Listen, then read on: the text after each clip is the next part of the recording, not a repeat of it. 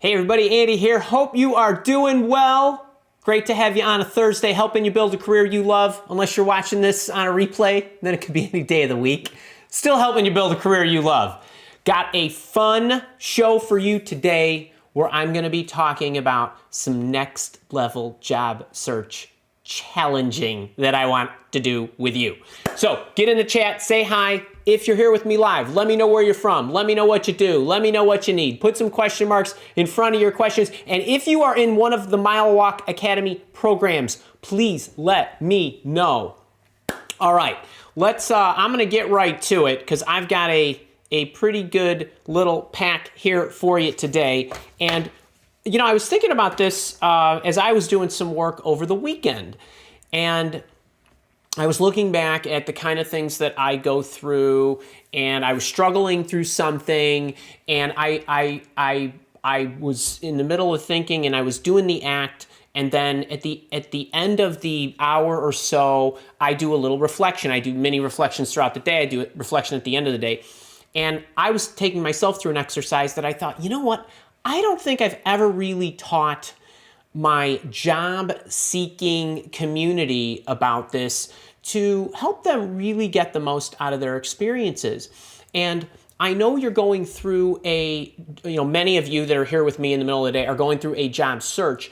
And one of the things that I worry about, and I'm noticing this with individuals I'm coaching one-on-one, but also people in the community and online and even on the YouTube channel, is that I think we are losing sight, or we tend to lose sight of the fact when we go through something that's this difficult, this challenging, this confusing, that has a major outcome attached to it. I don't feel like we are truly gaining the benefits and the richness of the experience that you are going through because we tend to be obsessed at the outcome. So I want to help you with that. I want to make sure that you are getting the most out of your job search. So yes, a way to look at that is, did I find my dream job quickly? Do I have a new job? But I think if that's your sole focus, then you're really missing out on all the experience and the benefits of that experience. So where does this come from?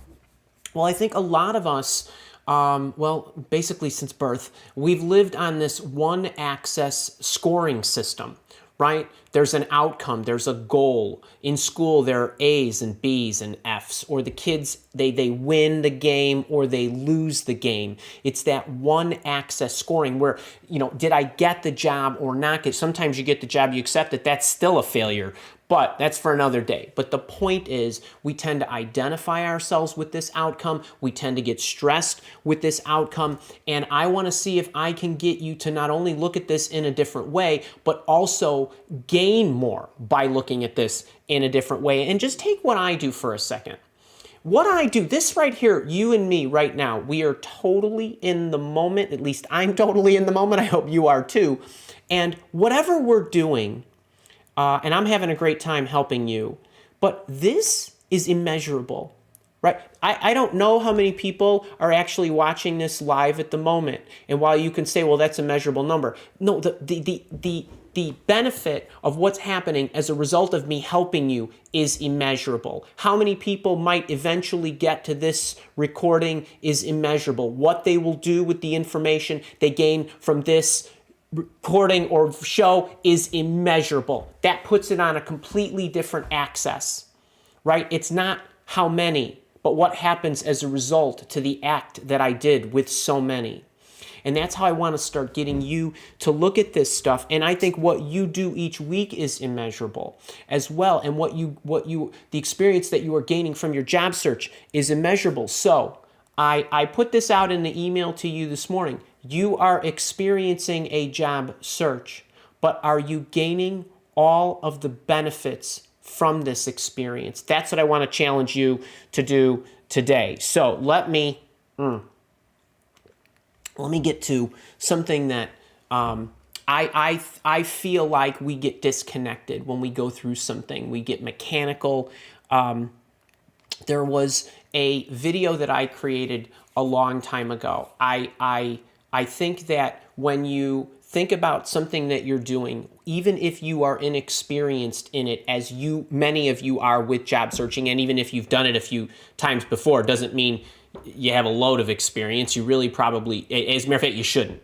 So when you are going through something, if your energy is in the right place and you were thinking about the right things, and you are, and this thing is connected to this thing, there's no limits. So let me tell you about the first time that this happened for me, and I'm actually going to show you the inside of my YouTube studio here in a second.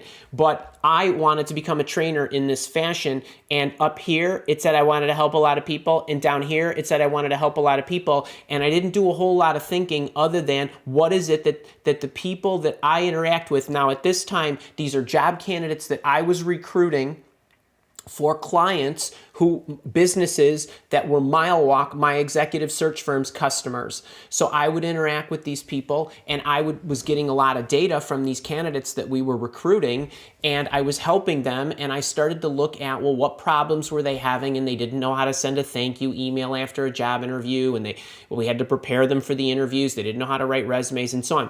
So what I said was, okay, well, I want to help a lot of people, and I'm going to use this thing called YouTube, and I don't know anything about YouTube, and I don't really have any videos up there, and I don't have any subscribers, so I'm going to create a channel, and then I'm going to pop a video out there. And the video wasn't very good. As a matter of fact, let me get in here. I want to show you this, and believe me, there's a reason for me sharing everything that I'm going to be sharing with you here. So this is the inside of YouTube Studio. And if you look down here, this thing that says how to write a thank you letter, it says after a job interview. I had absolutely no idea how to shoot a video. In fact, the quality's not great. I didn't have a camera. I didn't even have a webcam. I used the little camera out of my Thunderbolt, my Mac monitor, and I shot a video that wasn't very good. I didn't know how to title it. I just called it what I thought people needed to understand. I didn't know if anybody would ever watch it or find it. It took me 13 plus minutes to say something I can say in 90 seconds right now. And, I published it out in here we go, in June 2016. And since that time, almost 90,000 people have watched it. If I release a video today and 90,000 people watch it, I call that a total raging victory. But I knew nothing. And if I would have worried in the first week about how many people were watching it, I would have been completely missing the point. And if you look at this video, and this handsome guy with no beard and doesn't really know how to frame a shot, it's not very clear. I'm sitting in my condo, and the SEO score, I didn't know anything about SEO scores. I didn't have any of this stuff in there. I added this much more after the fact. But the point is, a lot of people benefited from this, and that's immeasurable. And then I thought, well, okay, people, they don't know how to write resumes. So I'll put the this one here, how to build your ultimate professional resume video together. It was the second video I ever created, and wouldn't you know it, nearly 500,000 people have watched it. And then I went on and I put one together for the college students, and then a couple weeks later I put the 4-sentence cover letter together, and 2 million people and 50,000 likes later, people have benefited. And I had no idea what I was doing. And why am I telling you this? Because at that moment in time, my energy and my focus and what I was trying to manifest was just helping people. I wasn't even selling anything. I didn't sell anything for nearly a year and a half. Later, it was literally 17 months. And then what happened was I decided, well, if I could actually do that by not knowing what I was doing, well, what if I really started to try to learn how to use this system and dial it up better and try to reach more people, and wouldn't that help me? And so I joined this training program that was aimed at creators like me who wanted to be YouTubers, and I got in there after about a year and a half of already developing videos. And so it was not quite 2 years, and I took this training and I went through all the training videos, and the big part of this was how do you basically look at YouTube, read YouTube, title your videos, tag them, index them, put the descriptions in. It became very systematized, And what I noticed was the people in the program, what they were doing is they were trying to follow all these god-awful instructions that were sucking the joy out of what I was doing, not to mention was moving my focus from you, and I didn't even know who you was yet, but this connection that we have, it was pulling me away from that. It was focusing me on trying to game some system, not much unlike you might try to game the ATS. And what I also noticed was that the people in this training program had formed a community. That this person had built a Facebook group.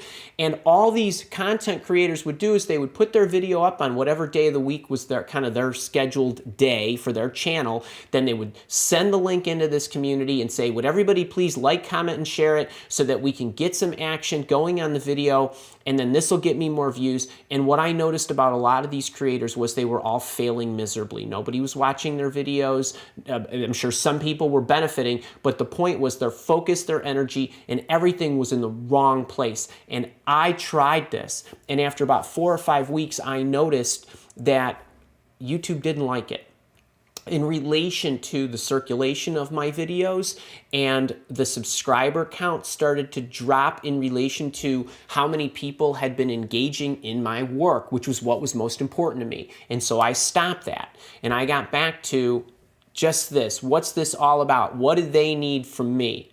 And so there's a reason I'm telling you this, because I think that a lot of us, we tend to do this in our job searches. And I can tell this based on the questions you ask me. I can tell this based on the reactions of the results that you get. And what I want to know is, what if you were able to, and this is going to be part of the challenge, not focus on getting the job, but you focused and became obsessed with everything other than that. What is it that I'm doing? What is it that I'm sending? What is it that I'm learning? You become absolutely, your energy is completely dialed in to what it is you're doing at that moment. But not just, I'm not talking about concentrating. Okay, I'm going to give you a very specific way tactically that I want you to go about this to get your energy dialed in the right direction, but that you are considering what you're doing in advance. There's a preamble to this. There's an active doing, and there's a post act.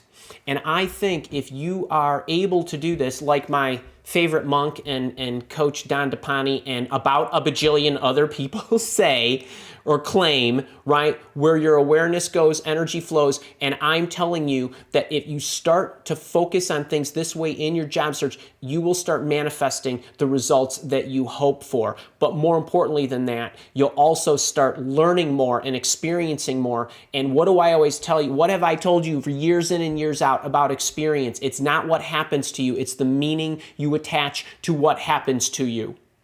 You can change your experience at any time you want after the fact, right? So here's what I want to do. I got some note cards for you. We got green ones today, money green. And I want you to, I want you to kind of take my job search challenge. Now, I designed this talk and what I'm about to share with you. It'll benefit anybody, even if you don't know what the challenge is. But just to recap, what my job search, a 1-minute tutorial on what my job search challenge is the job search challenge is about getting you to do things that I, as a coach and a recruiter, know to be high value activities that lead to job search results, ultimately helping you find your dream job. And it's done in a manner that gets you consistent each day with putting in the repetitions. And I don't want you to do it mindlessly. And while this is quota-based, where I want you to target 3 companies every single day, I want you to find a person in each one of those companies every single day. And I want you to send a thoughtful message in the direction of that person, whether it's directly to that person like a boss or a recruiter or a potential teammate or a friend that you know that can refer you to somebody inside that organization, but basically getting in that direction. 3 companies a day, 3 people a day, 3 messages a day. You might say, well, Andy, hang on, you're talking about scoring systems and outputs and stuff. I thought you were going to be talking about energy and another kind of challenge. Well, the quota in and of itself, I know that to work because those are high value activities. And what I'm going to try to do with you today is to to help you focus on the high value activities and get more value out of the high value activities, so to actually increase the ROI, the return, and the shelf life of that experience. Okay, so initially when you're not familiar with something, you need to put in repetitions in order to do the things, to get better at doing the things. But also a big part of the Job Search Challenge, what it's doing is it's transforming your confidence and your comfort level in interacting with people you do not know, for the purpose of getting into an organization or getting them to help you get into an organization. And there are usually fears associated with doing this. So the conditioning of the Job Search Challenge and the quota-based approach is what helps you overcome that. Now what I want you to do today is I want you to start looking at some of these activities in a different manner. And that's what I want to change. So the first thing that this whole discussion prescription is about is where I want to take you from a one-axis scoring system. Did they respond to me? Did I get a job? Did I get paid what I want? Whatever your axis is, to something that becomes more immeasurable for you over time. Okay? So that the shelf life of the experiences and the benefit you gain from the experiences that you are going through as part of your job search stay with you in a positive manner. Okay, in a positive manner. So here are the two goals that that I want you to shoot for with everything I'm about to tell you. So these are the two goals. I want you to focus your energy in on everything that you're doing. Literally, I'm going to show you how to do this, so it's not foo-foo stuff. I'm literally going to tell you what to think about. All right, focus your energy in so that it manifests the results that you want. That's the first thing. The second thing we're going to do is I want to make sure that you are gaining the experience in the act of the doing and attaching the right meaning to what's actually happening so that you are looking at it and it is benefiting you from an experiential standpoint. Just because we do things in our lives does not mean we actually grow. I know project managers who've been doing project management for 15 years who've done nothing other than repeat the same year over and over and over and over and over again. They don't get better, they don't do more, they don't do less. They basically are like walking time, all right? That's what I want you to get away from as it relates to your job search, because there's so many riches that are there. And I think the disconnect that we have robs us of the riches in that experience. Okay, so let's get to the things I'd like you to try. All right, so challenge number 1. This one here is, I want you to think about not what's available in the world, but what you want. Okay, now a lot of times you'll hear me talk about this if you're in my job search coaching program in the boot camp. We started out in module 1 about getting everything you want in order. If you're not in that program, out on my YouTube channel, I have a video about how to choose the right job. A big part of this exercise is thinking about what you want, building your requirements, and making sure that they are in order. And I know a lot of you do that, okay? So that's great. That's one step. But what I think that we do after we put that together and we start to make the list of questions, the mechanical part of what I instruct is take what you want, start identifying the questions that you're going to ask the employer in order to know whether the employer can satisfy them. But I think what happens is we really lose sight of what's important to us as we get into the war, so to speak, right? You get in the boxing ring and the plan goes out the window. Right? And you're bobbing and weaving and ducking and putting your hands up and all this other stuff. And I think we lose sight of that. And what I've been really proud of over the last 3 or 4 weeks is I've had a lot of coaching sessions with individuals, and almost to a person, they've said to me, Andy, I cannot get over what a difference it made as I went into each of my interviews and, like you said, reminded myself. Right? I've shown you guys the first page of my journal. I have a journal. It's this little beauty where I write in every day. In the front page of the journal is a list of a number of things that I want to do each day and a number of things that I want to remind myself of each day. Why do I have to look at it every single day? Because I go through crazy days just like you do. What happens? We lose sight of what's important to us. What happens when I want to I start to lose sight of that? I need to be reminded. Well, isn't it a great way to start each day by reminding myself of what I need to do? Wouldn't it be great is if as you went into the interviews, you said, okay, What is it I want to make sure I get out of this interview? The information that I need. I recognize you're not always going to be able to get it, but continue to think about and focus on what you want. And another element of this on a very, very macro level, I do this every single day of my life, 10 minutes a day. I think about everything I want to manifest in my life. I think about you guys. I pray for you guys. I think about what I want for you, people in my community, people in my programs, people in my house, people that are connected to me, people whose lives I've touched. And I think about what I want to happen. And I want you to be thinking about what you want to happen, not the limits you think there are in the world, because, my dream job isn't there. No, what I really want to do is that, well, if that's what you really want to do, I want you to continue to think about how to make that happen. I want this, and how do I want to make that happen? Not it can't happen, not I don't know how to do it. All of that's part of the manifestation process. This is just the first step.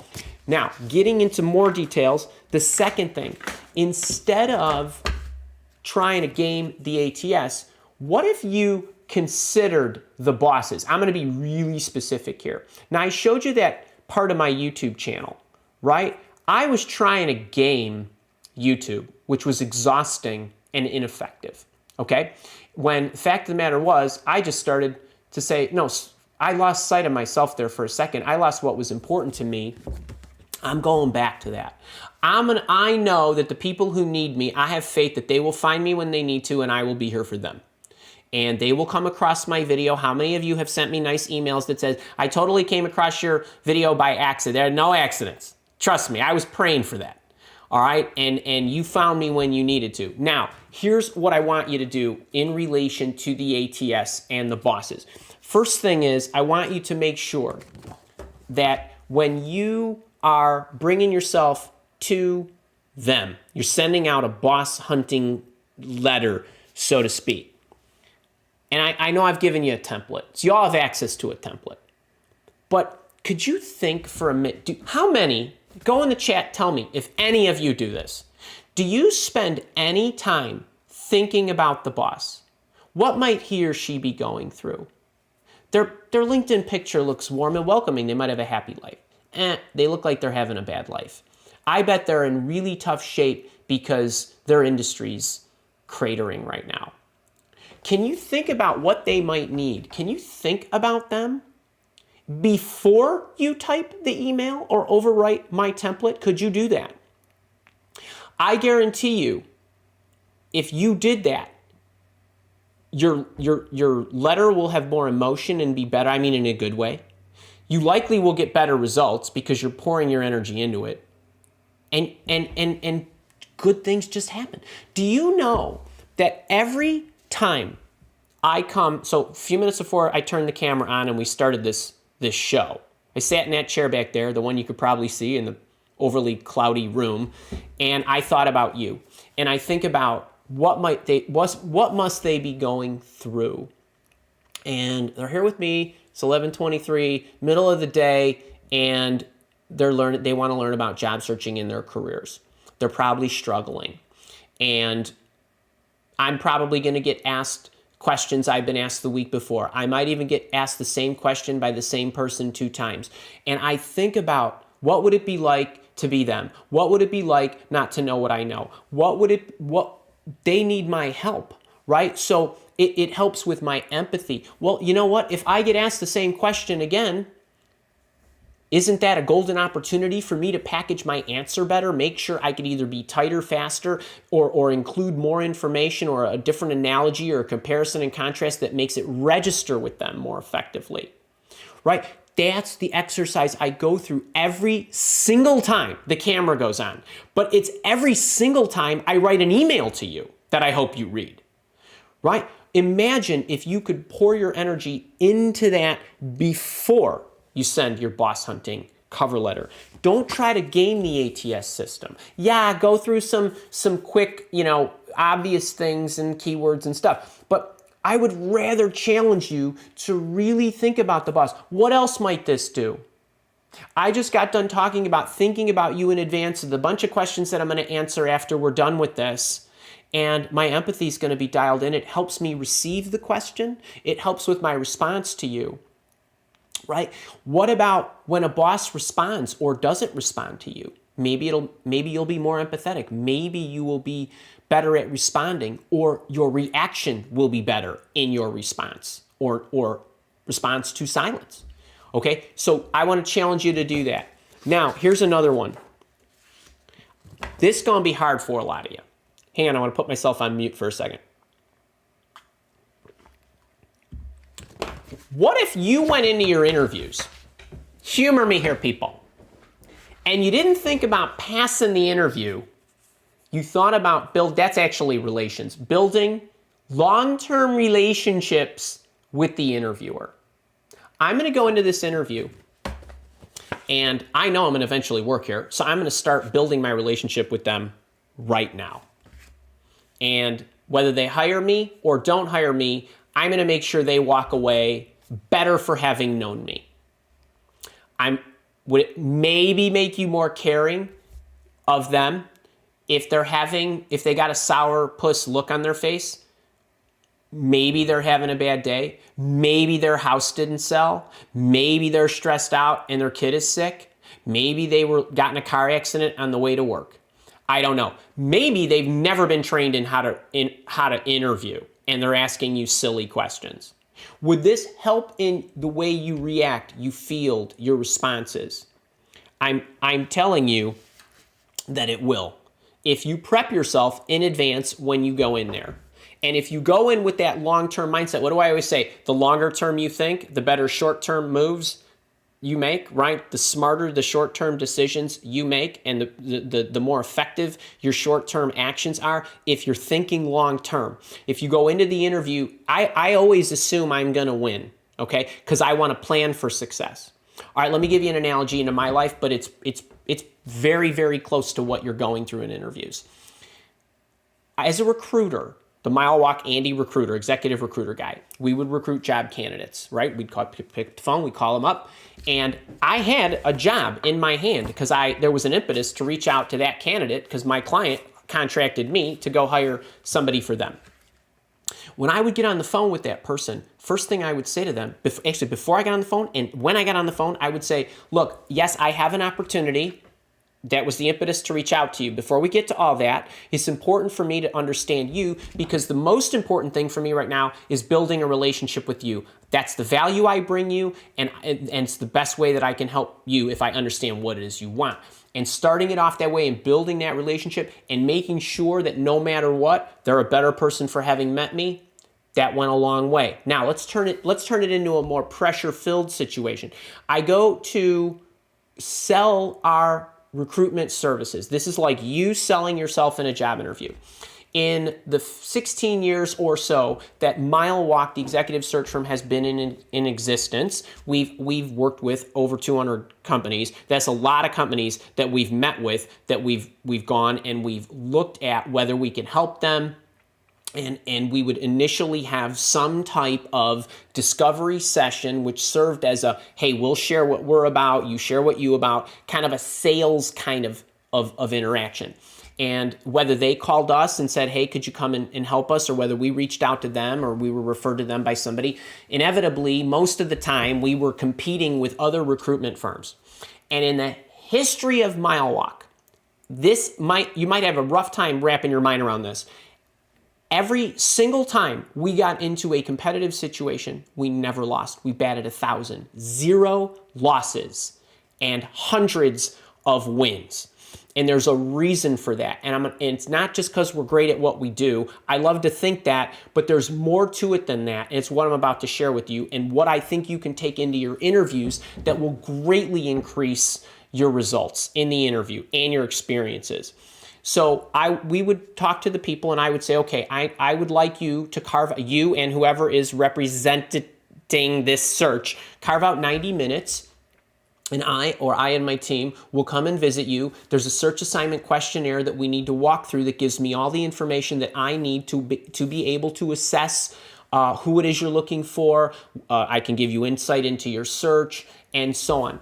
And I would say to them, if they immediately said, hey, that sounds great, we'll carve the time out. I didn't have to say a whole lot. If they said, well, 90 minutes is kind of a lot of time. I'm not really sure we can spare that much time. I would say, no problem. We don't need to come and visit. We wish you a lot of luck. I'm sure you'll be able to find some other firm to help you. In which case they would basically kick back to me and say, well, what do you mean? You don't even want to come and visit? And I would say, well, no. I mean, if you don't want to carve out 90 minutes to go through all the information that's going to save you a ton of time down the road, not to mention help you avoid a lot of mistakes you're going to make down the road. If it's not that important to you, it's not that important to me, right? And I know from my experience, this is what it takes. And so I would also say to them, but I'll tell you what, to give you a little bit of a scoot, I promise you that if you spend the 90 minutes with us, that it won't be wasted because you will be better for having met with us, because even if you don't choose us, you will have all this information that you will need to have surfaced anyway, and you'll have it done. It's like a working session. And if you want, we can try to minimize the amount of time we spend. Maybe it doesn't have to be 90 minutes. I'll send you all the information in advance. And I would do that. And then they would call us down and we would go through this session where they would inevitably do things like, oh man, I never thought about that. Wow, I wish I would have known to do that. We had one company, had 4 C-level people in the room. They could not believe that they couldn't agree on something that should have been foundational for their company, and they thanked us for the therapy session and told us that they probably should have paid us just for the facilitation of that. But I'd say to them, I'm not leaving the room until you all agree, because this is the problem. Right, they're better for having met me. We went on to work together. Now, when you go into these interactions in the interviews, if you are thinking with that kind of mindset, you pour your energy into saying, let me make sure you walk away better for having known me. Maybe you have a problem inside your company that I could give you ideas. All of those interview questions that are situational in nature, that call for you to project solutions. All you senior folks out there, put together the plans, put together the strategies, put together the documentation. Call it an investment. And if nothing else, they walk away better for having known you, even if you didn't get hired. You start thinking like this, your results will be so much better.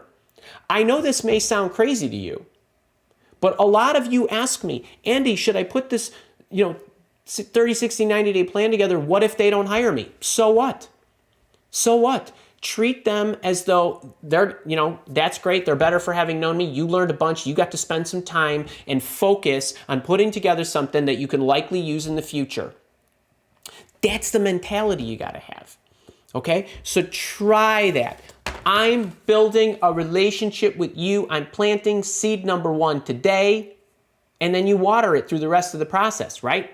Then by the time you get there, you're in good shape. All right. Challenge number 4. What if you went into the salary negotiation? Every job recruitment candidate of mine gets this lecture, okay? The employer is not your competitor. They are your teammate. The moment they say, we would like to make you an offer, the clock starts. You are teammates.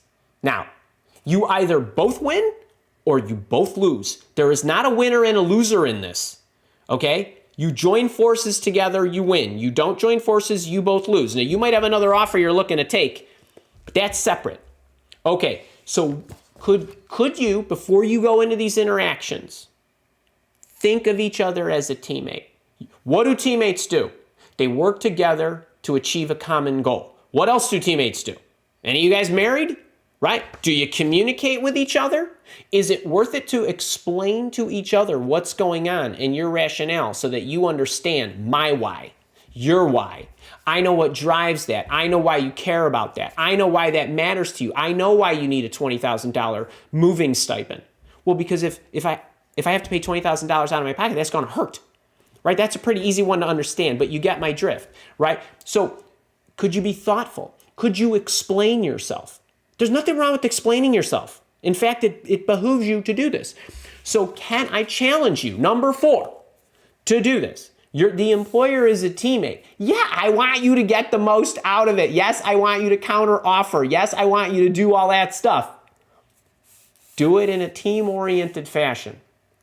You're working together to achieve a common goal. And then the last thing that I want you to do is at the end of each day, at the end of each day, like today, tomorrow, the next day, and so on, it's not dwelling on what happened, but asking yourself, what did I learn? What did I learn today? And don't give me this, well, I learned that they're mean and they didn't get back to me. I learned that they're still dragging their feet. No. What'd you learn about yourself? That your energy and your focus and where you're concentrating is on something you shouldn't be. If they didn't get back to you, that's not where your energy should be. The funnel, the marketing funnel, right? The whole, hang on, wait, oh, I should have been ready for this one. What happens? Your energy is in here, right? It should be up here. What did you learn? I learned I wasn't being patient. Maybe my cover letter wasn't strong. I don't know. Collect the data. Think about what's happening. Can you teach yourself? Can you condition yourself? Can you learn so that you benefit from the experience and the experience doesn't confine you and take you to negative town? Right? What did I learn? If you approach these 5 things, let's recap it real quick. If you approach these 5 things this way, I guarantee you will be taking the job search challenge and all related activities up several notches. Okay, it's not what's available, it's what I want. And you're gonna hear a great story in the job search minicamp about that from somebody who had relocated countries. Don't try to game the ATS, consider the bosses. I'm not talking about targeting the bosses. I'm talking about, I want you to target the bosses. When you target the bosses, can you think about them? What are they going through? All that stuff, right?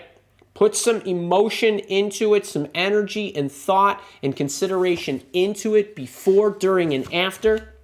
When you get into the interviews, it's not about passing the interview. It's about building long-term relationships. Think about Andy requesting 90 minutes from every prospect that he ever went to sit down with and how much better they were for having done that. I want you to be walking in saying, these people are going to be better off for having met me. Okay, in the interviews. Don't worry about it. Don't worry about it. The employer is not a competitor. They're not fighting with you. They want to give you an offer, which means they want to make it work. All right, consider yourself teammates. And then at the end of each day, it's not what happened. Yes, I want you to reflect on what happened. But what did I learn? What's the meaning I'm going to attach to what it is that I'm doing? Okay, you do this, I guarantee you the ROI and the richness of your job search experience will be so much more lasting, life-lasting, than what you're going through today. All right, hope you enjoyed that. How'd I do? 37. All right, well, all good. And if you're here with me live, we're going to the Q&A. If you're watching me on the recording, I'll see you next week. All right, hope you guys enjoyed that. You know, I'm constantly looking at different ways to elevate your game. Okay, and I hope that the way in which you think about what it is you do can change the results that you have. And if it doesn't change the results, will at least change the enjoyment or at least what you're going to be able to carry forward with you. All right, hope you enjoyed that. I want to get to some Q and some A, and I got a couple of announcements my team told me that I got to mention. What do we got? Hey, actually, if you're enjoying this, click the little thumbs up button. Yeah, I like the thumbs up buttons too, okay? And I mean, despite everything that I just said in the last half hour, you know, I hope you guys are enjoying this. All right, couple things really quick. I know you've been getting emails from me. Job Search Mini Camp. That's the mini camp. There's nothing mini about the mini camp. There's a 4-part My Greatest Tips annual workshop is May 11, 13, 18, and 20. And then what's happening is that's free. You can watch that on my YouTube channel.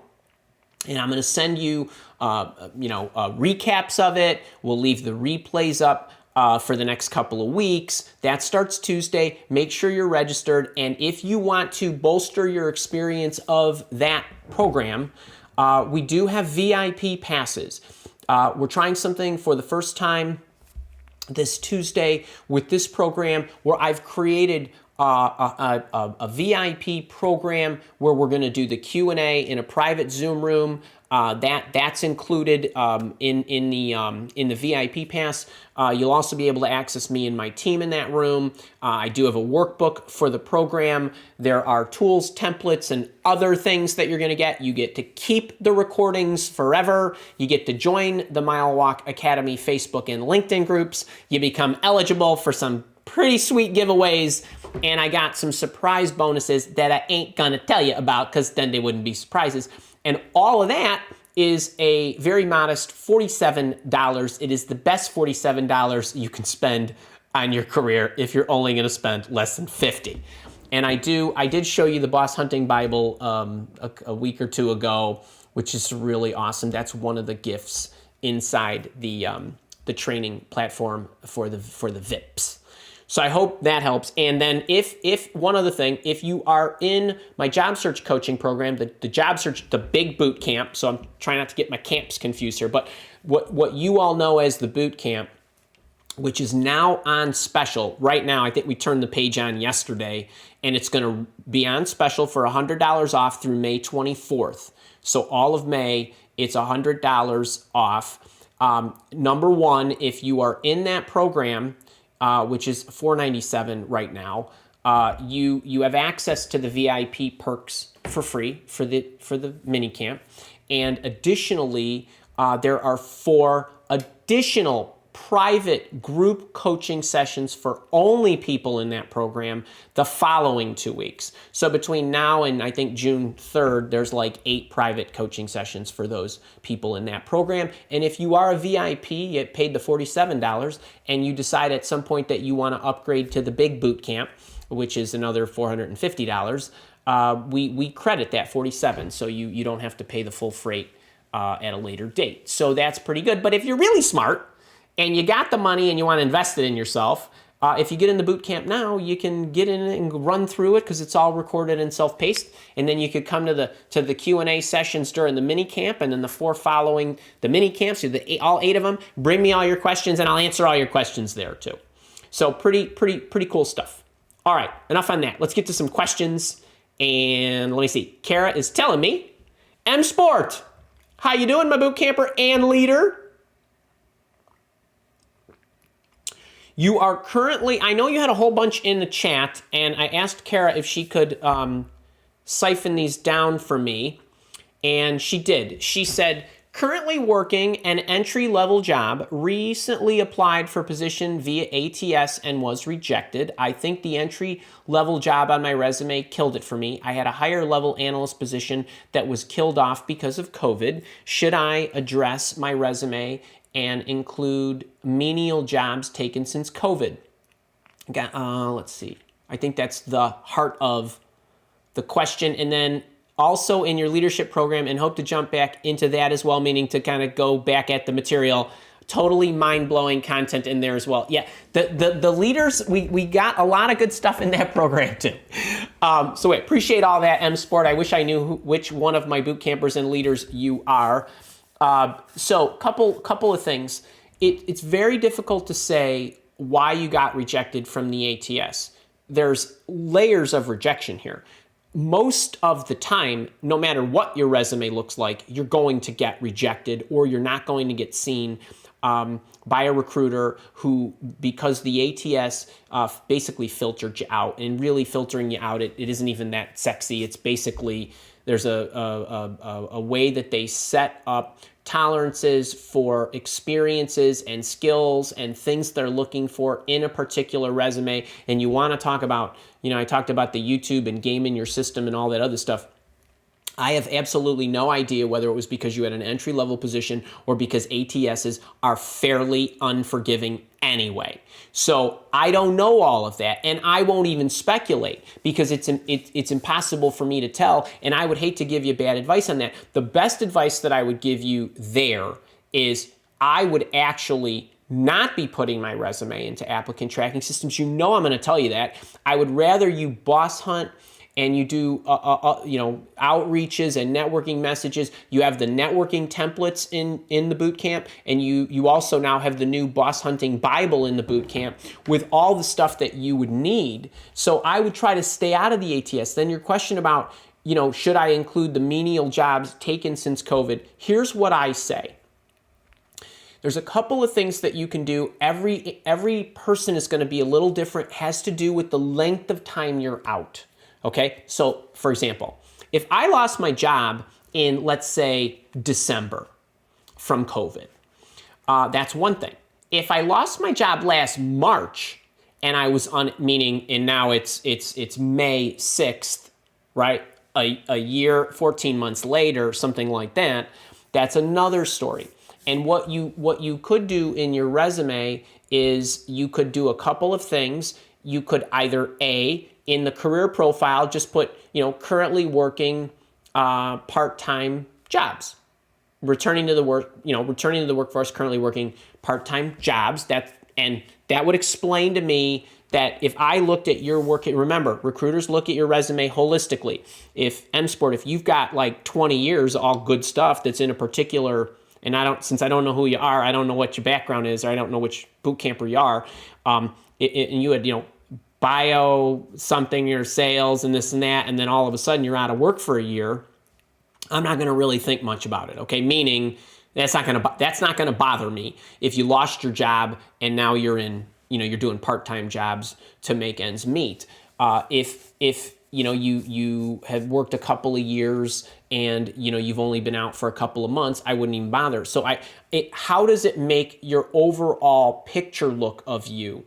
But here again, I wouldn't even be putting it in the applicant tracking systems. I would be targeting people.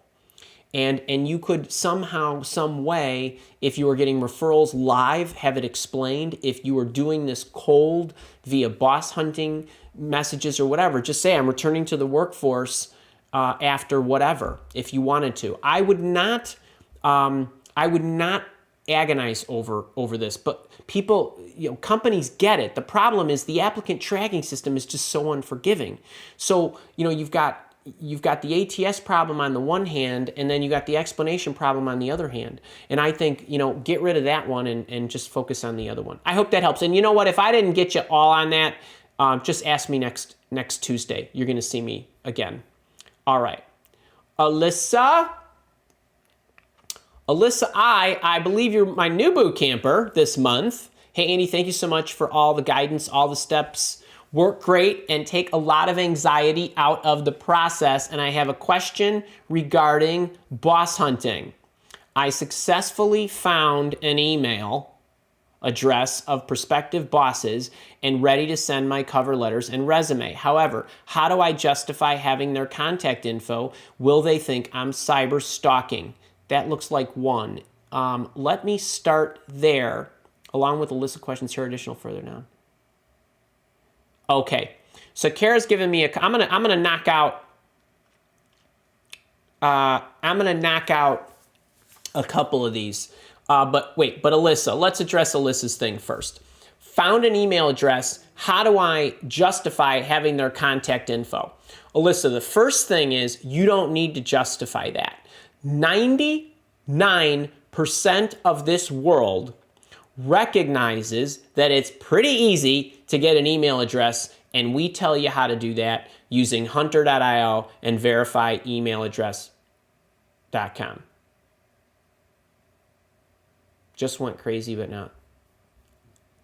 All right, hang on a second. Hang on, let me just make sure we're in order here. Is there, I don't see any issues with the video. I don't know if maybe Stacy, you can confirm. I don't know if you said it went crazy. All right, let's start this over again. Alyssa, you successfully found an email address of the prospective bosses and ready to send my cover letter and resume. However, how do I justify having their contact info? Will they think I'm cyber stalking them? So number one, don't worry about the cyber stalking.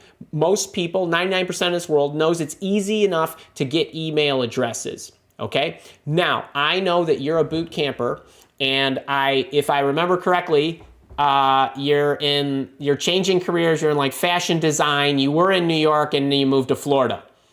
And I'm thinking that's pretty good recall there from the story you sent me, probably within the last month or so.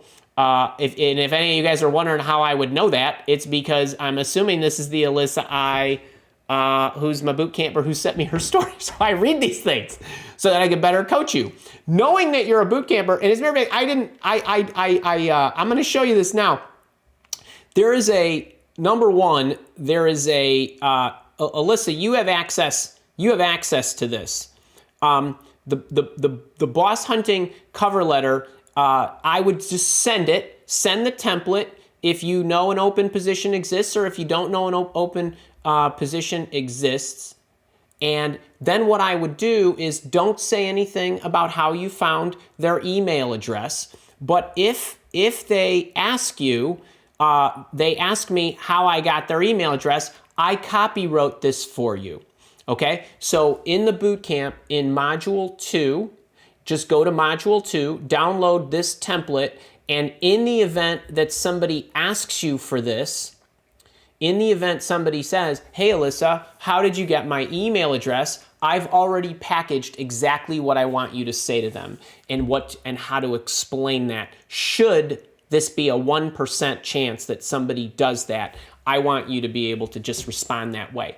And then if you are in the VIP program for the Job Search Minicamp, you get this, and there's no waiting. This Bible is already available to you. If you want all those responses, if you want the approach, if you want answers to all the questions like this, it's all packaged up for you. So that's the first thing, and I wouldn't worry about them thinking that you're stalking them. And then you had a second question: if prospective boss is an alumnus of my school, is it better to contact through LinkedIn where education is visible, or direct email? Her company doesn't have any published job openings. In that case, you could do one of a couple of things. The subject line, as a matter of fact, going back in here, Alyssa, I want you to go into here, and I put in here what subject line should I use. So this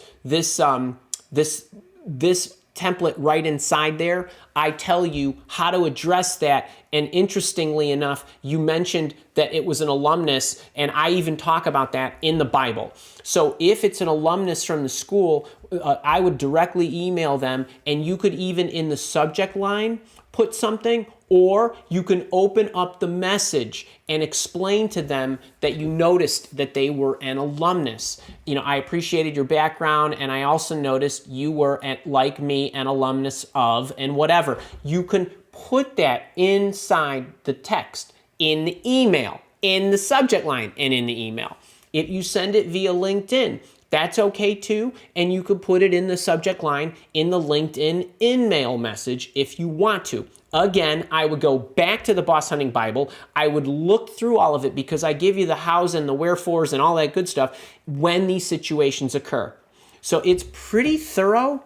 And the thoroughness comes from the fact that, number one, I put this technique out almost 6 years ago. And number two, we get a lot of these kind of questions at the live shows. And so what I did with this version of the Boss Hunting Bible is I basically incorporated all the questions that you guys asked me related to boss hunting, and I answered them inside the Bible. And then I also copy wrote what your responses should be or rebuttals would be when they get back to you in those 10 or so different scenarios. So I hope that helps. I would just go grab that. You have access to it.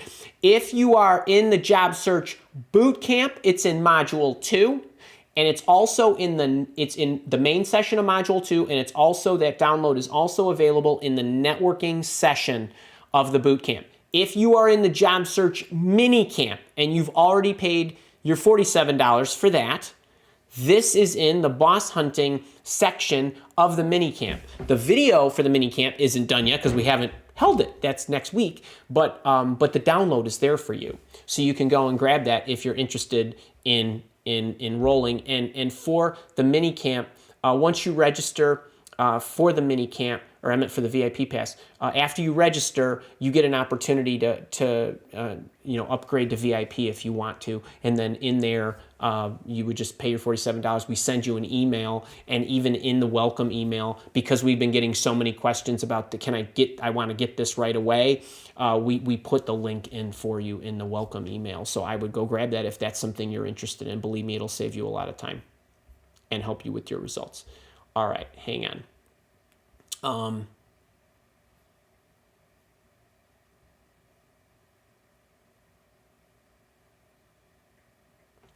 Alex Booster, who doing job search maxi camp right now. 30 plus bot hunting emails each day. Works great. Great feedback from CEOs and top execs. Interviews coming in. Alex, that's awesome. Alex is a new boot camper, so he's in maxi camp right now. I love that. That's hilarious. And Kara, thank you for sharing that. And let me go on to Amanda C.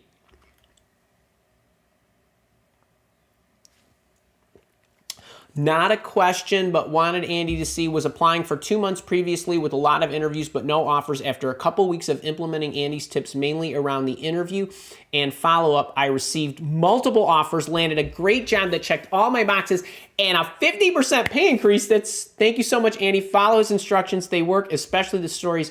Okay, wait, Amanda C., I wish I could see your face, but that is a beautiful horse. Can we all give Amanda C. a live office hours, high 10? Congratulations, folks. And I hope that what I just mentioned about Alex and what I just mentioned about Amanda serves as motivation, inspiration for you. Things are really, really picking up, and markets industries are recovering, and I know organizations are hiring, they're launching new jobs, people are feeling better that we're turning the corner with COVID. I just had my second shot this past weekend, and I think things are really great, and that's one of the reasons why we're holding the mini camp and the maxi camp, as Alex called it, but all in May, because we were trying to time when we would do all this when we started to really see a surge in hiring.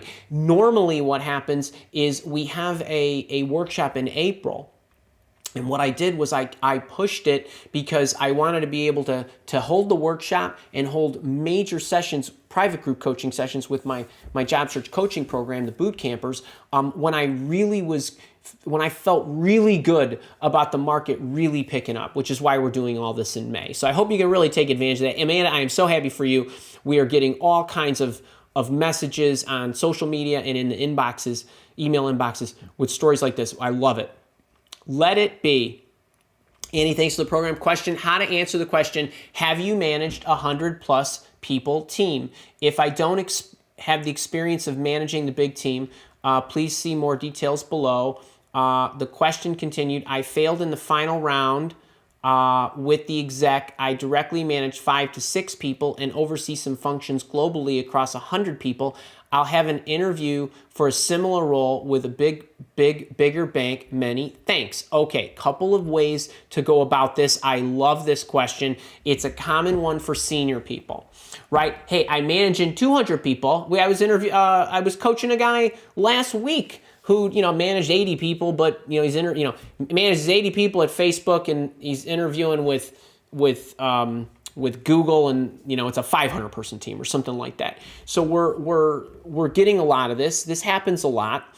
Sometimes you managed people and you're not you managed 100 and you're not managing 100 now. They asked you, have you ever? And in your case, if you've never managed 100 but you've managed some, I'm going to give you the formula. Number one, that I continually give you. I gave this to you in the interview intervention book, which is actually in the middle there, about how do you educate yourself. It's in the Silver Bullet chapter, and the question inside the interview intervention book is, how do you educate yourself? And I'll explain it. You can answer these questions even though they're not the same question that they're answering, but you can answer them the same way. I also shot a video on this about how to get the job when you lack the experience. So let it be. First thing is, make sure you got the interview intervention book. go to question number 10 in the Silver Bullet interview chapter, and also check out the video on YouTube about how to get the job when you lack the experience. And the formula inside that is you want to talk about what you are, not what you're not. And you also want to make sure that you're drawing analogies, comparisons, or whatever. So the first thing is, I've yet to manage a group that has that many people in it. However, that's it. That's all with that. The next thing you say is, I have actually managed large groups, or I've managed a number of people in a cross-matrixed function or a cross-matrix capacity, or I provided influence and had to direct as the portfolio manager, as the whatever manager of projects that had 100 people on them. And while they were not my direct reports, then you need to talk about philosophically how you manage people. Then you need to talk about, in some cases, if you have no experience, you need to talk about how you get up to speed in an area for which you have no experience. In this particular case, however, you do have experience managing people, in which case it's a detraction from the answer in the book. The third part of the response is, but when you look at managing 100 people, you're not actually managing 100 people. Right? You're managing 5 people who are managing 20 people each, or you're managing up, X number of people that are managing 10 people each. So it really is about, the most important thing is the relationship that you have with your direct reports, blah, blah, blah. And then you fill that in. So what you do is you dampen the lack of experience with an understanding of the most critical component in actually performing whatever the function is. So this is different than, say, a technologist who doesn't have, I've coded in, C#, but I haven't done .NET. Right, okay, well, all right, I haven't used that yet. So whenever I'm faced with a situation where I've not experienced it, here's how I get up to speed on learning a new technology language. In your case, you're talking about the most important ingredient, which you have experience in, and you want to highlight that. Then you take it one step further and you say, and if I needed to manage 100 people, here's how I would do it. And then you go into that. Okay, that's one route. That's one route to go.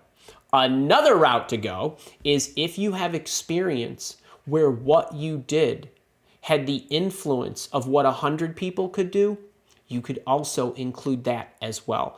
And so say, what's most important to you, the management of the people or the impact that the people will have, the 100 people. So I've given this example before where I talked about, I went to a new company that had a 6-person sales team, and I single-handedly through what I did, outperformed all 6 of them individually as a group. Me, Andy, outpaced 6 other people 12 months prior in what their metrics were in generating new leads.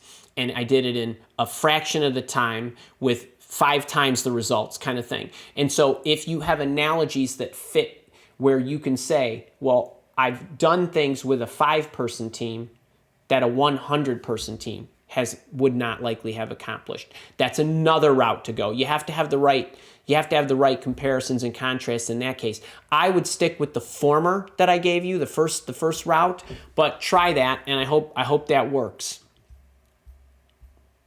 Adam Stark, when job hunt, can I request online interviews? I would not. I would take the interviews as they have outlined them. Don't trust COVID still. I would not. You go with the way they request them. The last thing that you want to do is change the format they want to have. Okay? This isn't a situation where, and I'm not talking about like, hey, I'm sorry, Mr. Employer, I can't meet with you because I'm going to be in New Jersey on that day, and then I'm flying to North Carolina, and then I'm going to be in Florida. So if you want to meet this week, we got to do it on the phone or on the Zoom. Okay? Versus, no, I don't want to come in. No, I don't want to do that. I would not do that. I'd stay away from that. Gary McNeil, how do? And Mom is here. Great to see you. John Bailey, when am I going to get my update? Looking forward to that, buddy. And Natalie Allman, great to see you. Mikkel, I have always been a contractor freelancer, and now I'm looking to work for a company. Normally, I get the cold shoulder for that matter, even though I meet all the requirements. What do I do? Okay, first thing that we do, Mikkel, for you, is we get Stacy to give you the video on how to go from being a contractor to a full-time employee. I believe that literally is the title of the video. And it's a pretty good one. Ultimately, what you're fighting is the bias that employers have about contractors, that they get bored easily and they worry that you're going to be a flight risk. Okay, so you need to dampen that, and you need to accentuate the rationale for why you want to become a full-time employee. That ultimately is where the ingredient lies. It has less to do with your capabilities and skills. It has more to do with your reliability as an employee. Check that video out.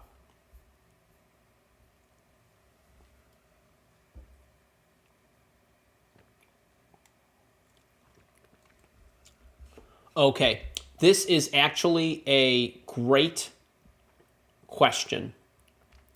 I'm not sure if it's Wen Wan. Hi, Andy. I applied to a job yesterday at a company and emailed the project manager as well.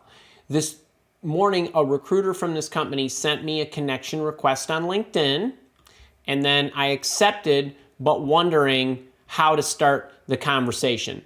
Now, first thing is a little odd. I don't love this move by the recruiter, right? You did what you were supposed to do. You emailed and you applied and all that good stuff. That's great.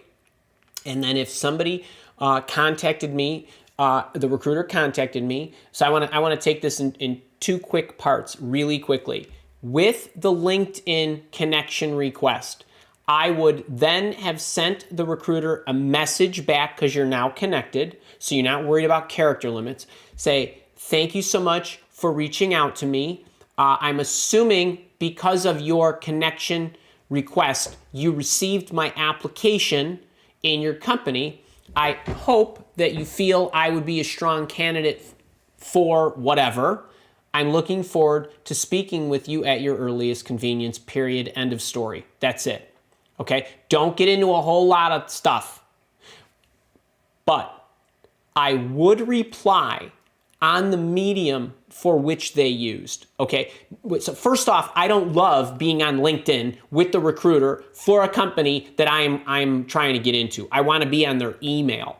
And the reason you want to be on their email is, number one, it's usually better for them. Number two, they're probably recording all the emails. So when we would get emails from people who we were interacting with, anybody who sent an email to my milewalk.com email address, it auto-populated in our CRM system, and Kara could see it, and anybody else, all the other recruiters could see it, and it was retained. So all that stuff is good, because if I ever have to look back, that's where I want it to be. For your purposes, though, it's also important to respond on the like platform that they use, same platform. If you know they sent it, you know they're on it, so then I would go back that way. But I wouldn't make it long, and I wouldn't attach anything, and I wouldn't attach my resume or a cover letter or anything like that. He or she sent you a connection request, which I think is bad form, okay? But the only saving grace here for you is, if they did that, there are good chances they're going to want to speak to you.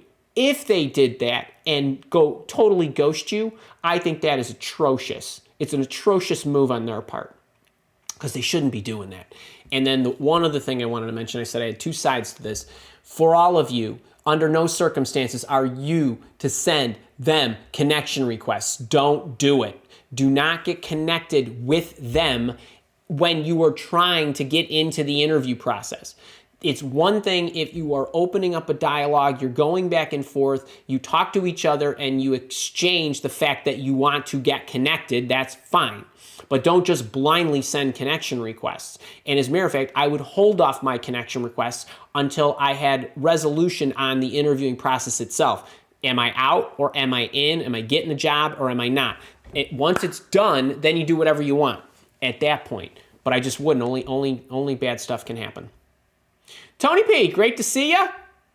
Tony P, we're going to be down there this year. Looking forward to seeing you, buddy. And baby girl, how are you?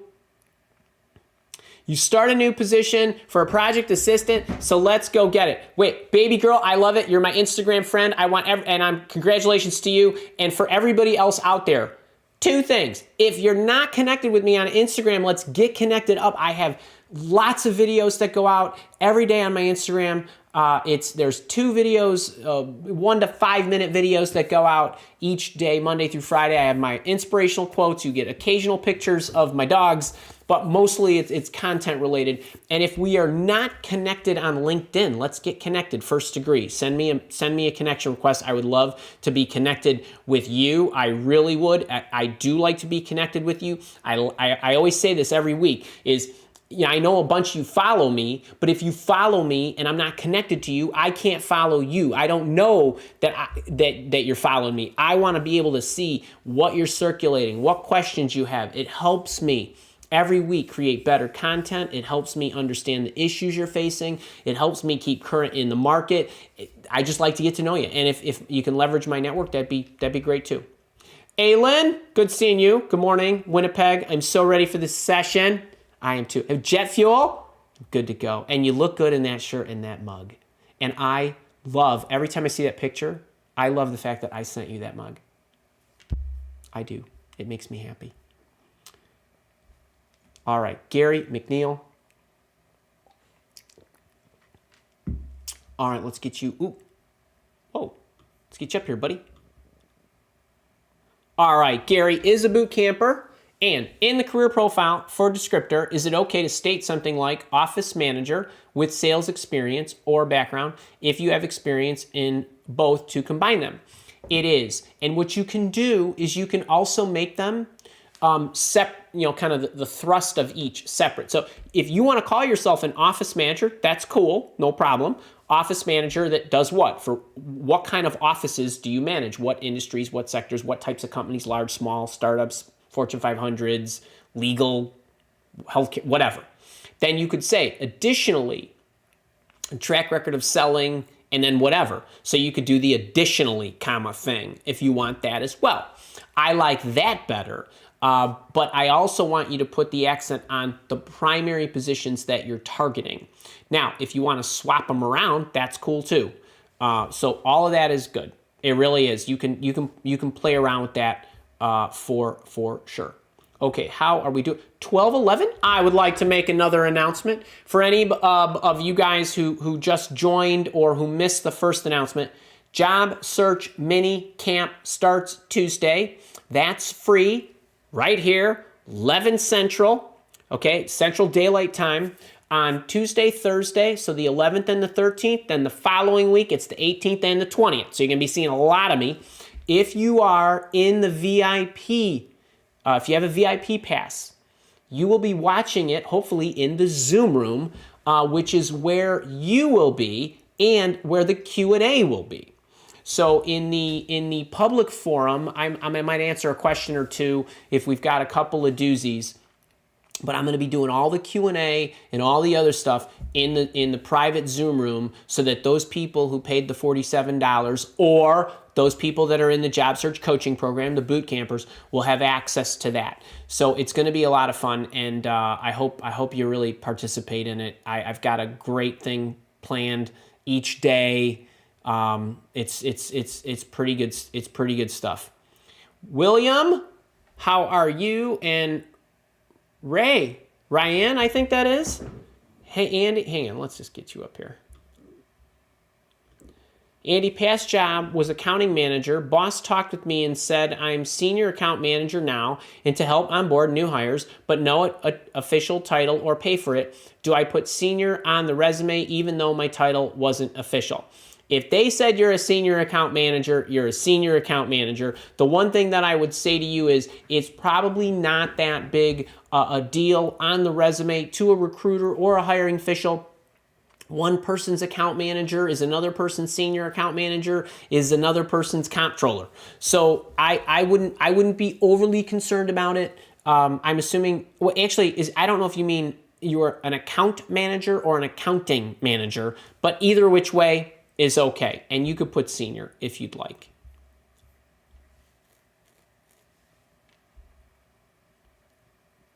Oh, and yet again, I have to say Andy was right. That exclamation is starting to occur way too regularly. Need to accept to just file Andy's event. I wish I knew what you were pointing to. That's awesome. John Keller, hey to you. Flying Uber Tuber, always nice to see. And Stacy and Bob Ashman, great to have you. Let's see, baby girl, what does it say? Got the interview feedback saying I did well, but company decision to move forward with one candidate is based on extensive experience in health and academic setting, which I don't have. Please give tips how to do better. I'm not sure that I have a whole lot there for you. I thought you just accepted a position a few chats ago. If you don't have the experience, you don't have the experience. I would point you back to the answer that I gave someone earlier about, not managing the 100 people and how to get the job when you lack the experience. And then I would say the same things to you. Check that video out and check out the interview intervention. John Marks, hi. John Bailey, hey. Dana, how are you? Spinning away, I'm sure. Jim R., my boot camper, and Trish, my new stalker. How are you? I say that in an endearingly loving fashion. I'm glad you are enjoying the videos. Gerardo, Steve White, oh, you guys are great. Kurt, I just read your, by the way, can I do a kind of a little side note here? For all my orbiters out there, the 31 of you that I'm meeting with tomorrow, if you filled out the form and you gave me all your data, I read it, okay? And I really appreciate that. And if you are one of the 31 and you haven't filled it in, please do so for our meet and greet session tomorrow at 1 o'clock, where we're going to introduce ourselves to each other and we're going to start our orbit. So make sure that you are in order there, because I am reading those. Gregory Blair, how do? Dawn, my boot camper, and Deborah Chapman, hey to you. Yvonne, how's things on the left coast? Pablo, Keith, oh, 4 boot campers right there in a row. Smita, Joe, Miami Mike, how do? And Sherry, oh, you guys are great. And Lisa, look at all those boot campers. Keith, what do you got for me here, buddy? All right, how to continue to update communications with 2 companies during interviews when one recruiter isn't responding. You don't, honest to God. Again, I would focus my energy on the one who is. And I would just say, hey, here's my status. I'm interviewing. Things are rolling, okay with this other organization. I'd love to know how things are coming along with you. Please get back to me when you can. That's it. Don't let them, kind of suck the energy out of you. Really, I wouldn't. I would go back to this. I would never stop sending resumes out every single day. Every single day. As an executive recruiter, it didn't matter how many searches we had going. I called new prospects every single day, right? Just keep going. I did this funnel for me. I do it for me today. I did it for me 10 years ago. You all in the job search should be sending your resume out or meeting people who can connect you with companies who are hiring. Do not stop until it's over, like as in your butt is in the chair sitting there. Sherry, meeting with a staffing agent today, are there specific questions you would recommend I ask them? I would. I do. Okay, couple things here real quick. All right. When you're working with a staffing agencies are different than recruitment firms. They are a commodities business, a commoditized business, I should say, not in the business of commodities like the financial markets. And what happens is they have clients that they have contracts with. They would place you out there in the, in their companies that they have agreements with, and on a contracting basis, usually for $1 per hour or a set amount a month or something of that nature, they would take a sliver or a piece of what they agree to. So they might charge you out for $100 an hour. They might keep 10, they might give you 90, or they might keep 10, give you 50, whatever it is. And so, but the reason I share this with you is stylistically, that's usually how it operates. Now, when organizations work with staffing agencies, they usually work with several staffing agencies. Meaning, I might, at Mile Walk, I might say, I need a recruiter. Well, I'm going to go out and I'm going to find a contract recruiter, and I'll cll I'll email 10 staffing agencies at once. And I'll say, hey, I'm looking for a recruiter. Somebody please send me somebody, right? And usually the thing is closed in like 48 hours, meaning it's like, who's going to get the people to me fastest, first and fastest? I'm going to interview, look at a few resumes. I'm going to interview a few people, and that's going to be that. And then out you go to my client, to the assignment.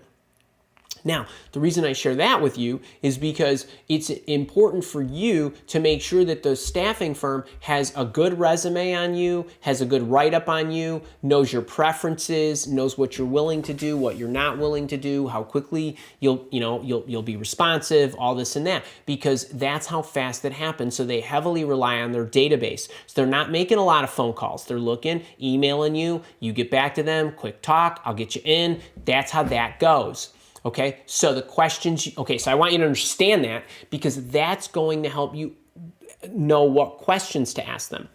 What clients do you work with? Generally, what kinds of clients do you work with?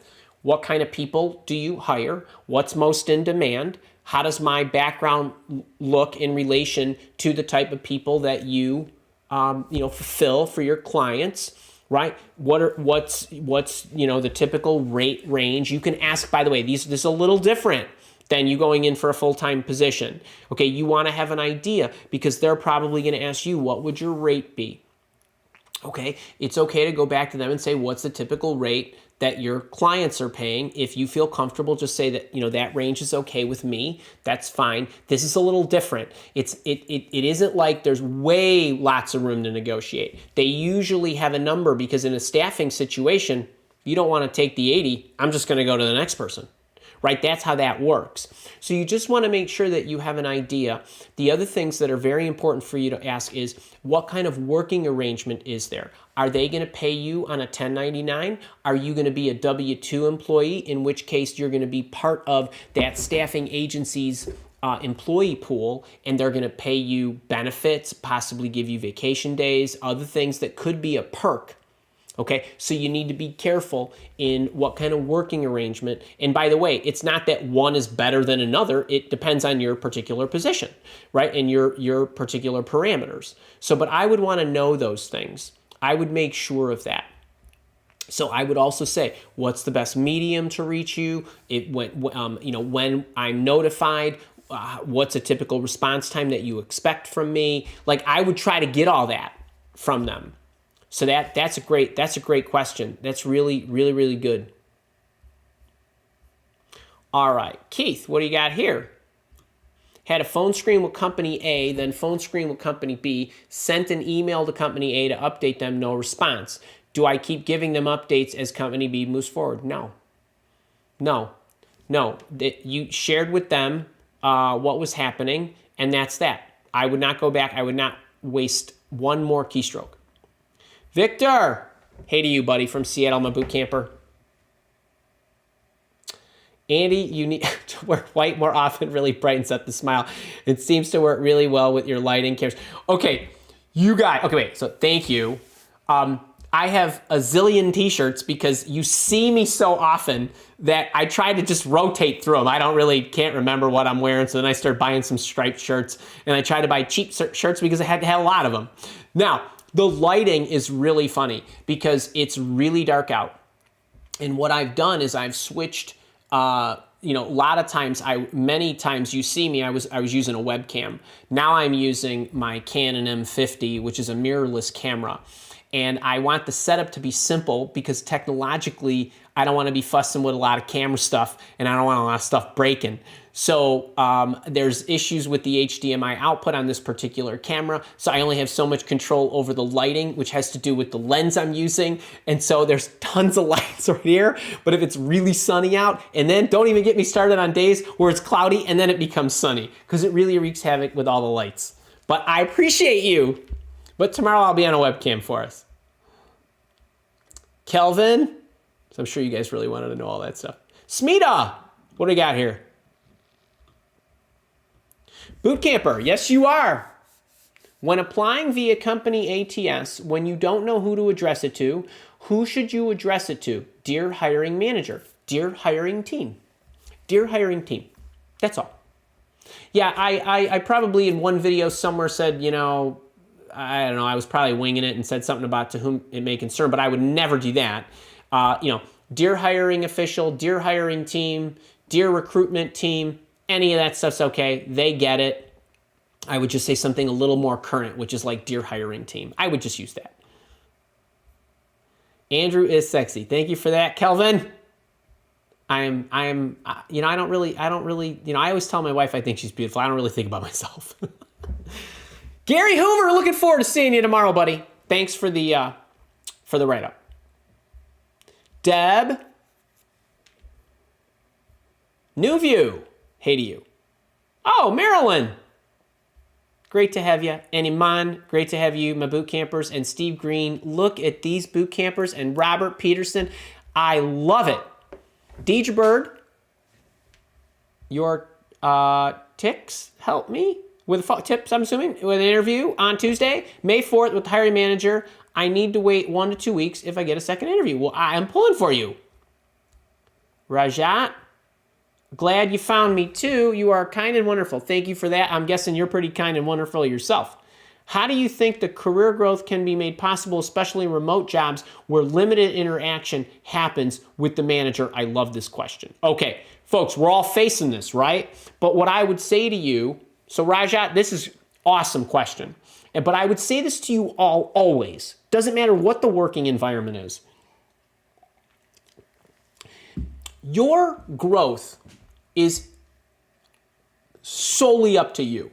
Right? Yes, some employers, great employers, really facilitate that growth, really provide challenging opportunities, do pay for, right, you to go to take expensive training and all that good stuff. But to me, the growth happens based on how aggressively you want to pursue outside knowledge of what you're doing on any given day, what your subject matter is and what your role and responsibilities are.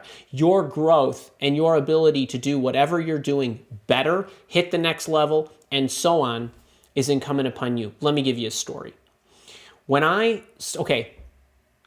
worked remotely. I started a recruitment firm, and I was a solo practitioner. It's by myself.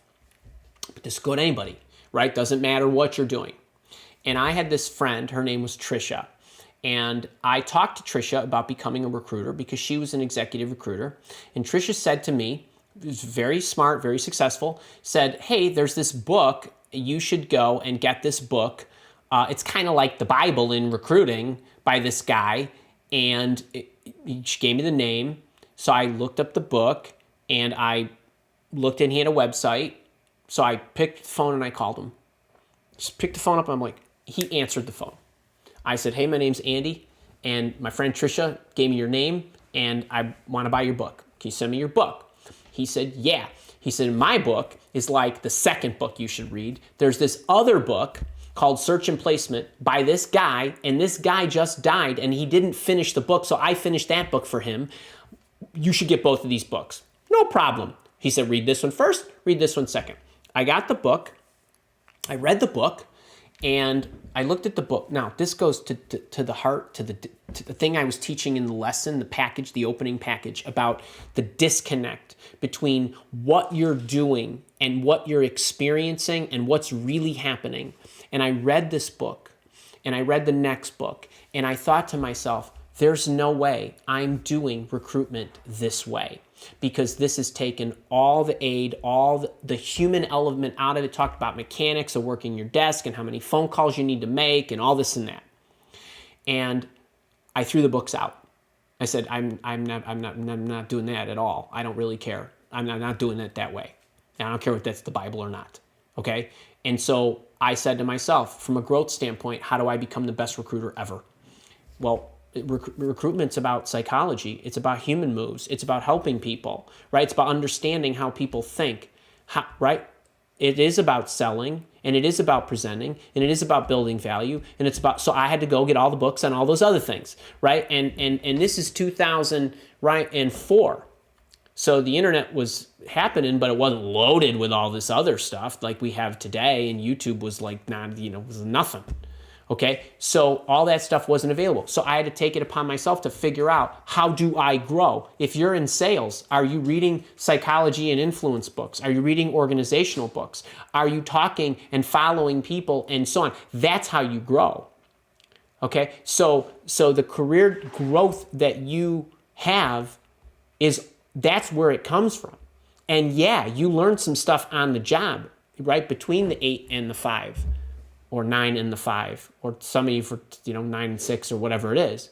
But that's not where the growth comes. That's not where hyper growth comes from. It comes from all that other stuff. You need to outline a plan for yourself based on the capabilities that transcend what you do at any moment in time. So a lot of you folks, when we talk about how to recruit, we talk about how to change careers, when we talk about how do I become better, and I always talk about it's the foundational capabilities that you need to grow. What makes a great salesperson great? Well, it doesn't matter what they're selling, product or service. It doesn't matter what widget they're selling. All great salespeople know how to read the room. They know how to make a sale, right? They know how to communicate. They know how to listen. They know how to influence. They understand all of these things. That's what transcends the product, the service. Right? They know how to build trust. They have integrity and all those things. You learn about all that. You don't learn about that on the job. You learn about that after the job ends that day and the next day, and then the weekend comes, and so on. That's where career growth comes, and it doesn't matter how big your company is, how small your company is, whether you're a solo practitioner, whether you own the business, whether you are right out of college or whatever. It just doesn't happen between 9 and 5.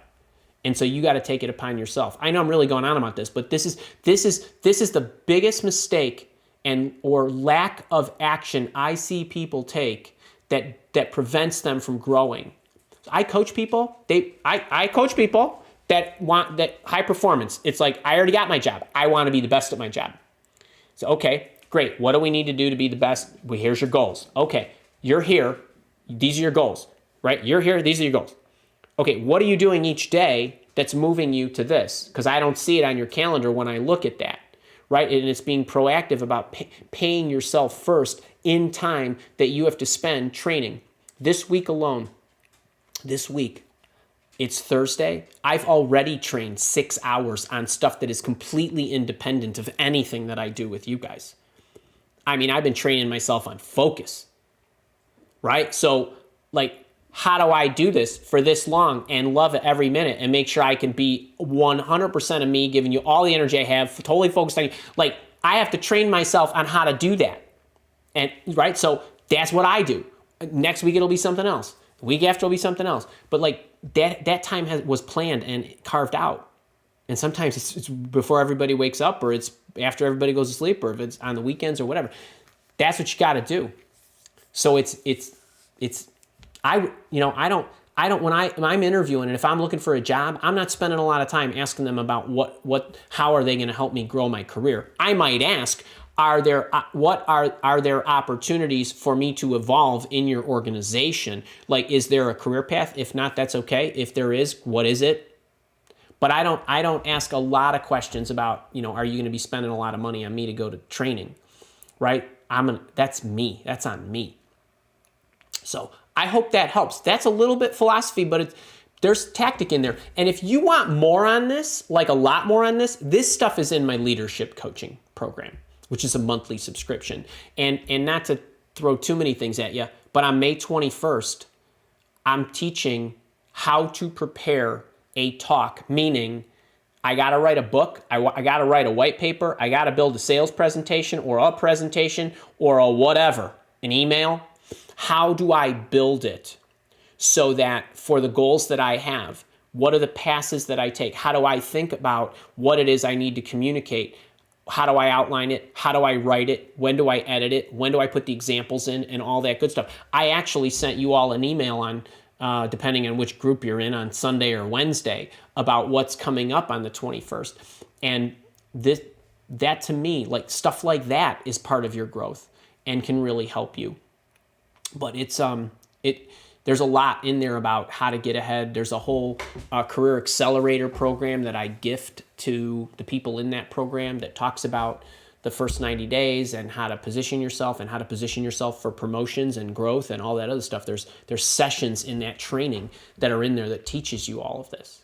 Anyway, I know I really went on that, but that's a really good topic, and it's a really good question. And I've spoken about this a lot, and I've actually done webinars on this that are no longer up and living; they're hidden. But there's a lot of stuff in the leadership program if you want to check it out.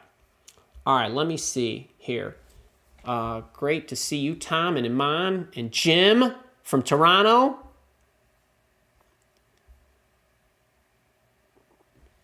TS, Andy's more than a career coach teacher. He addresses the whole person from all perspectives. I appreciate that. Hugely helpful, physical, emotional, psychological, all levels. This is why he's the cream of the crop. Thank you so much. I do appreciate that. And I'm glad I read that after I just went on my little rant there about you guys got to own it. It's really, you got to take responsibility to do that. Believe me. Andy's word of the day. You know what? That's right. Immeasurable. Don't forget this, okay? This is the problem. It's been ingrained in you since you could walk, right? People do this to us, but we have to undo it for ourselves, okay? So don't forget that everything that you do is measurable, right? I always tell you, right? My words are going to echo in places I never visit, so will yours. Get out there. Trust that it's happening. Lee Dollar. Morning to you. Life with DJ. Manny. Oh, Manny, great to see you. My boot camper, Ashley Green, KB. Let me try to get a couple more of these in. Responding interview questions related to long-term gap. Taking an intentional break from mid-senior level finance professional. How should the search process be different, if at all? It should not. You just need to explain that, KB. And I would just point you to how to handle employment gaps. I have a video out on YouTube. Keith, buddy, how are you? All that is measurable is not important, and all that is important is not measurable. That's so true. That's a smart guy who said that. Susan Summers. You guys are great. Mikkel, let's go. Andy here from Spain. I love it. Doug Bland, third interview with the same company, third try, but different sales territory. I don't take no personally. Third-party recruiters scheduled for 10 to 15 minutes. What do I emphasize? What do you think? If I only had 10 to 15 minutes, I would want to spend at least I would ask a question, what's most important to them? If I'm talking to the executive, you said third-party recruiters, executive recruiter, what's most important to your clients? I mean, that to me is what I would want to know. Believe me, 10 to 15 minutes is not a long time to spend. But that's what I would emphasize. I would ask the question, and then I would emphasize in my communication to them. I would emphasize all the things that they told you were important. I would tell them how you meet that. All right, folks, I gotta run. 12:36. Okay, listen. It's the last time you're gonna see me till the Job Search Mini Camp. Remember, if you are attending free, it'll be on my YouTube channel. If you're subscribed to the channel, you can set your alerts. The links are already up on the channel. You can get all that in order, or you can synchronize your calendars to the Mile Walk Academy calendar. If you're not sure about that, go to milewalk.com. There's something up there called Live Events Calendar, and you can sync it to your Gmail or Outlook or Apple iCal. It has the links to where I am publicly. It even has the dates for my private coaching, like tomorrow with my Orbiters, my Lifetime Leaders, and May 21st. I talked about that with my leadership group. We talked about the 4 sessions for the mini camp. We talked about the 4 sessions after that with the boot campers. All that stuff's there.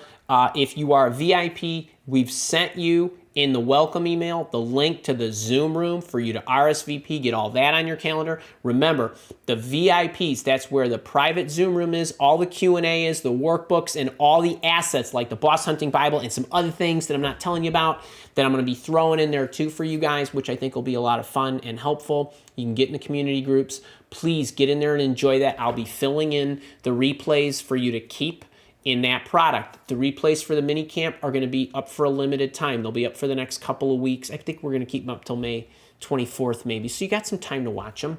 And I realize not everybody can attend the live shows, but that's why I want to leave them up, give you a chance to kind of go through them. I think you're going to love the sessions. And I'm going to teach. We've got case studies.